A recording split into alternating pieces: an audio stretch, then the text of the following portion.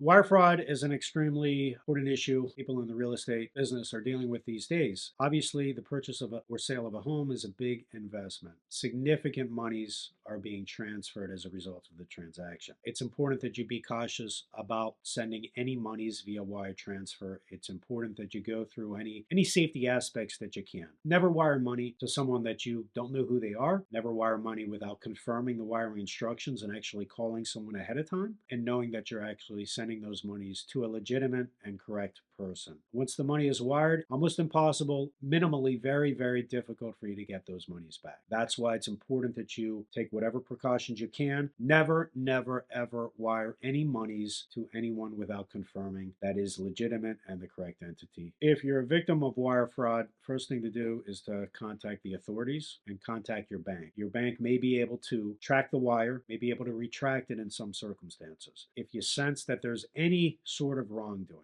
I've experienced this. I've had to discuss things with authorities. Fortunately, it didn't happen to my firm, and that's one of the reasons my law firm doesn't really do any wire transfers anymore. Just the risk of liability is too high. Title companies are insured. They obviously don't want to have to deal with this issue too. Many title companies are very diligent in terms of their wiring practices. If you feel that you've experienced fraud or feel that there might be some impropriety, the best way to avoid an issue is to avoid it altogether. Perform your due diligence. You don't want to send monies to someone that's not supposed to receive. Wire fraud cannot always be traced. They can maybe see where it went, look into the accounts and so forth, but this is something the FBI gets involved with, authorities get involved with, so it's very, very difficult. And oftentimes, if you're sending monies via wire, it was sent to a fraudulent entity. It's not usually a United States entity. You don't want to put yourself in that position. Wire fraud can sometimes be reversed. It's of utmost importance you contact your bank immediately. To my knowledge, it can be retracted. Oftentimes cannot, though. So you've got to be careful because, again, as a buyer, I'm going to proceed as if the possibility of it being retracted is not there. If you're a victim of fraud, yes, you're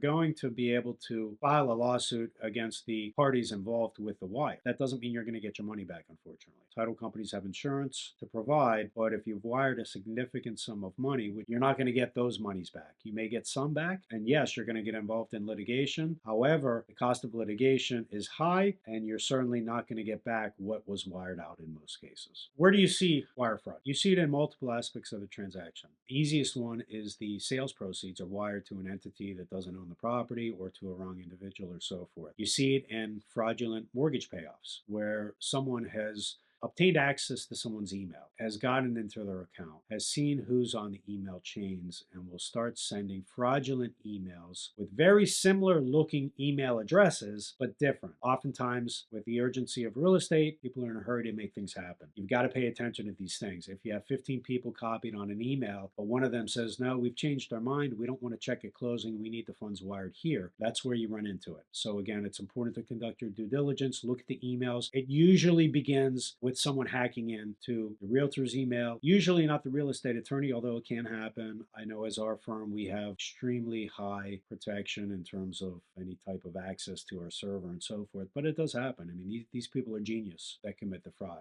Typically, you see them get into somebody's email over fraudulent wiring instructions or instructions to someone. I've even seen where have faxed over fraudulent payoff statements pretending that they were a bank to an attorney or a real estate agent or to a title company when in fact that wasn't the payoff. So again, it gets back to before you wire any money, you want to call that entity to confirm that it is in fact the entity. You don't want to get instructions that say pay off bank X, wire money to bank X without confirming bank X is actually the one they're saying they are. A lot of people getting into people's emails, getting their information, getting the information behind the transaction, buyer, seller, etc. So you've got to be diligent. You've got to be conscious of the fact that this fraud exists.